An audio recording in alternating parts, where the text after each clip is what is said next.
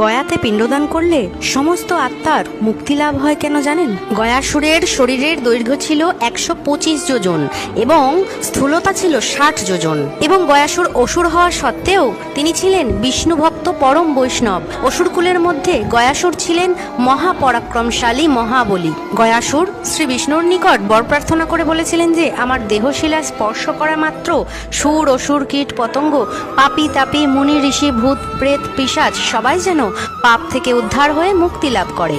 শ্রী বিষ্ণু গয়াসুরের প্রার্থনায় সন্তুষ্ট হয়ে তথাস্তু বলে এই বর প্রদান করেন, এবং এরপর থেকে গয়াতে সঠিক নিয়মে পিণ্ডদান করলে আত্মার মুক্তি লাভ হয়। হিন্দু পুরাণ অনুযায়ী জীবিত ব্যক্তির 3 পুরুষ পিতৃলোকে বসবাস করেন। এই পিতৃলোক হলো স্বর্গ ও মর্তের মাঝামাঝি অবস্থিত। তাই পিণ্ডদানের সময় 3 অথবা 5 জন পূর্বপুরুষের নামে তা দান করতে হয়। এতে যে সকল পিতৃপুরুষ পিতৃলোকে আবদ্ধ থাকেন তাদেরও মুক্তি লাভ হয়।